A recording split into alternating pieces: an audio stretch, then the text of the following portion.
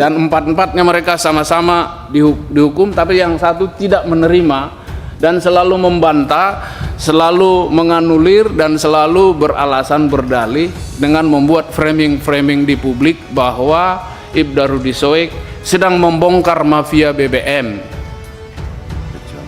pejuang TPPO dan sebagai macam.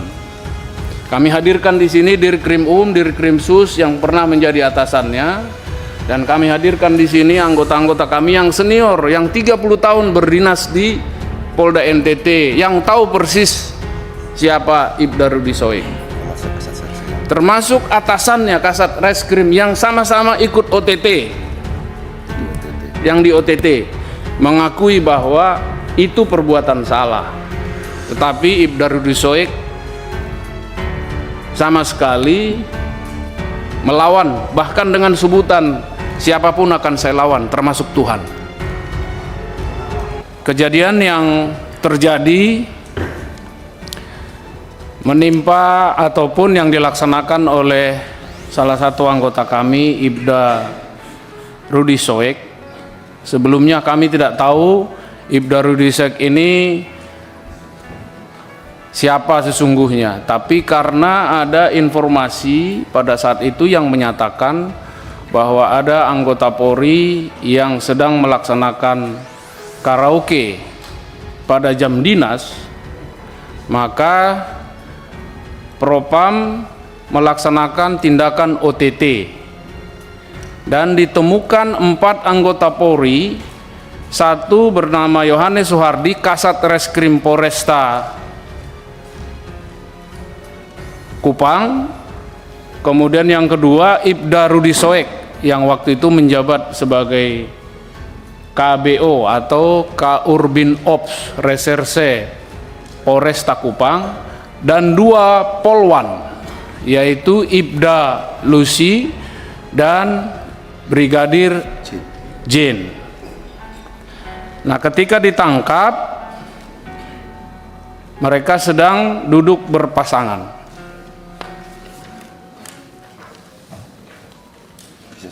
melaksanakan hiburan, kemudian minum minuman beralkohol.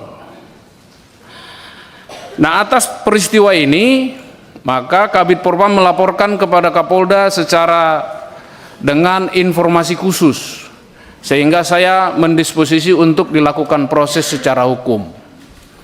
Pada tahap selanjutnya dilakukan pemeriksaan dan pemberkasan, pemeriksaan saksi-saksi dan pemberkasan sampai kepada peradilan kode etik, karena lingkup yang dilakukan oleh para terduga pelanggar ini adalah lingkup etik. Setelah dilakukan pemeriksaan dan pemberkasan, 3 orang disidangkan menerima putusan sidang, yaitu penempatan, meminta maaf kepada institusi, dan penempatan khusus di tempat khusus selama 7 hari. 3 orang dilaksanakan penghukuman dan diterima, tapi 1 orang atas nama Ibda Rudi Soek tidak menerima, memberikan keberatan dan meminta banding. Setelah dilakukan sidang banding,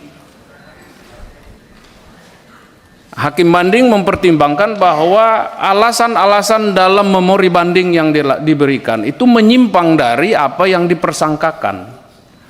Dan pada saat sidang banding, menurut hakimnya bahwa yang bersangkutan tidak kooperatif dan seluruh membantah atas apa yang dilakukan tindakan OTT oleh anggota Propam, sehingga dijatuhkan putusan memberatkan dan menambah putusan sebelumnya.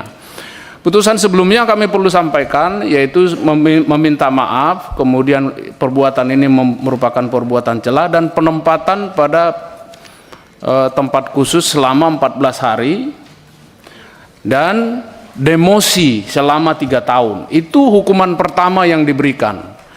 Tetapi beliau tidak menerima, Ibda Rudi Soek tidak menerima dan menyatakan banding, sehingga dalam banding didalami sejujurnya bahwa inisiatif, ide, kemudian otak di belakang semua pelaksanaan mereka berkaraoke ini adalah Ibda Rudi Soek, dan itu semua dibantah. Oleh karena itu diputuskan ditambah hukumannya, satu saja hukumannya ditambah, yaitu demosi dari 3 tahun menjadi 5 tahun, dan patsusnya menjadi 14 hari. Dan setelah itu terus berlanjut. Ibda Rudi Soek setelah dilakukan OTT di tempat karaoke ini, Ibda Rudi Soek sengaja membuat kondisi dan situasi yang melakukan penangkapan terhadap orang yang diduga pelaku BBM. Jadi pagi tertangkap, sore langsung membuat surat perintah mengajukan kepada Kapolres yang inisiatif sendiri, mengajukan kepada Kapolres surat perintah penyelidikan terhadap mafia BBM. Nah, menjadi lucu dalam penelitian para hakim dan pemeriksa bahwa tindakan yang dilakukan oleh Ibda Rudi Soek ini hanya untuk memframing bahwa dia tidak bersalah, dan selalu mengakui bahwa tindakan yang di karaoke ini adalah dalam rangka ANEF kasus BBM. Kemudian selalu mengatakan bahwa karaoke ini adalah tempat safe house mereka gitu, untuk rapat.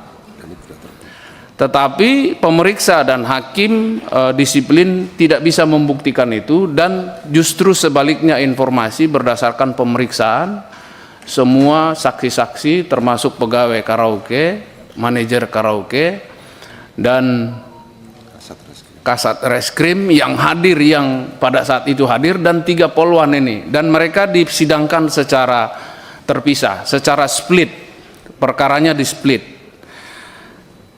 Selama berlangsungnya pemeriksaan ini terus, terduga pelanggar Rudi Soek ada dalam pengawasan. Pada saat dilakukan pemeriksaan ini, ternyata Ibda Rudi Soek ini memfitnah juga anggota Propam yang menangani perkara ini, mengatakan bahwa anggota Propam inilah yang menerima setoran dari pelaku BBM. Nah, anggota Propam ini juga tidak menerima dan membuat laporan polisi, mengadukan Ibda Rudi Soek, dan itu diproses juga. Setelah diproses, disidangkan, bahwa Ibda Rudi Soek juga tidak mengakui menyebutkan itu, tapi itu ada rekamannya. Dan akhirnya didisiplinkan dengan hukumannya adalah perbuatan itu perbuatan tercela.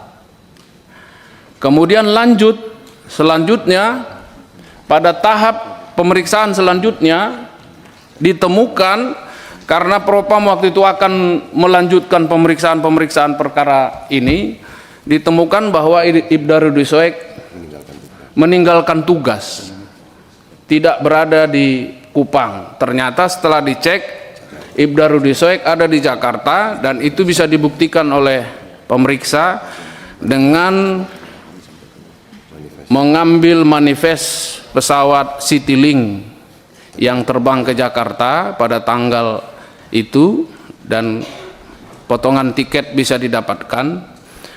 Dan setelah disidangkan, Ibda Rudi Soek juga tidak mengakui ini, menyangkal juga, saya tidak pernah ke Jakarta.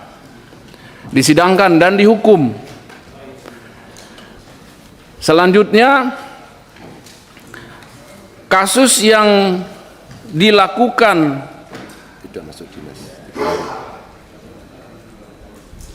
berangkat ke Jakarta itu setelah diputus, selanjutnya akan diperiksa. Ternyata dia tidak berada di kantor, dia tidak masuk berturut-turut selama 3 hari, dan itu akan menyulitkan oleh Propam untuk melanjutkan perkara ini. dan diperiksa lagi, dibuat laporan lagi pelanggaran disiplin karena tidak masuk dinas selama 3 hari berturut-turut, dan diputuskan itu merupakan pelanggaran hukum disiplin, merupakan perbuatan tercela. Yang terakhir, yang kelima adalah laporan dari orang yang dilakukan polis lain terhadap drum-drum kosong ini, melaporkan kepada Polda bahwa drum saya di polis lain, saya akhirnya usaha saya, nama baik saya jadi tercemar. Itu juga diproses oleh Propam, dan itulah kasus yang kelima, pelanggaran SOP yang melakukan tindakan penyidikan tanpa administrasi penyidikan dan tanpa prosedur, yang dikenakan tindakan KKEP. Dan itulah yang disidangkan dan diputuskan untuk Ibda Rudi Soek tidak layak dipertahankan menjadi anggota Polri. Kami perlu sampaikan bahwa dalam sidang Komisi Kode Etik ini, dan kami juga, saya selaku Kapolda juga merasa bahwa anggota kami di NTT ini sebenarnya sangat kurang. Kami sampai dengan sekarang masih ada di 47% dari DSPP. Kami sebenarnya sangat menyayangkan dan sangat berat untuk memberhentikan seseorang dari anggota Polri. Tetapi kalaupun sidang memberhentikan anggota Polri, itu adalah tindakan yang sangat berat dan prosesnya sangat panjang. Dan termasuk terhadap Ibda Rudi Soek sampai dengan sekarang, pada sidang awal Komisi Kode Etik, bahwa Hakim Komisi Kode Etik sudah menyatakan akan memutuskan PTDH. Tetapi masih ada waktu untuk banding. Bagi Kapolda masih ada waktu 30 hari untuk mempertimbangkan, menyusun hakim-hakim yang akan menyidangkan sidang banding, dan nanti hakim-hakim akan masih ada waktu 30 hari untuk mempertimbangkan memori banding dan berkas terdahulu, apakah mereka akan memutuskan sesuai dengan putusan pertama, menguatkan atau membebaskan. Hal ini sangat tergantung daripada sikap Ibda Rudi Soek yang dalam pengamatan kita sehari-hari ataupun dalam perjalanan tugasnya bisa melaksanakan tugas dengan baik. Saya perlu sampaikan Bapak Ibu, 4 terduga pelanggar, 3 orang menerima dengan baik atasannya, dan 2 polwan kami sudah selesai melaksanakan tugas, dan 4-empatnya mereka sama-sama dihukum, tapi yang satu tidak menerima dan selalu membantah, selalu menganulir, dan selalu beralasan berdalih dengan membuat framing di publik bahwa Ibda Rudi Soek sedang membongkar mafia BBM, pejuang TPPO, dan sebagai macam. Kami hadirkan di sini Dirkrim Dirkrim Sus yang pernah menjadi atasannya, dan kami hadirkan di sini anggota-anggota kami yang senior, yang 30 tahun berdinas di Polda NTT, yang tahu persis siapa Ibda Rudi Soek. Termasuk atasannya Kasat Reskrim yang sama-sama ikut OTT, yang di OTT mengakui bahwa itu perbuatan salah. Tetapi Ibda Rudi Soek sama sekali melawan, bahkan dengan sebutan siapapun akan saya lawan, termasuk Tuhan.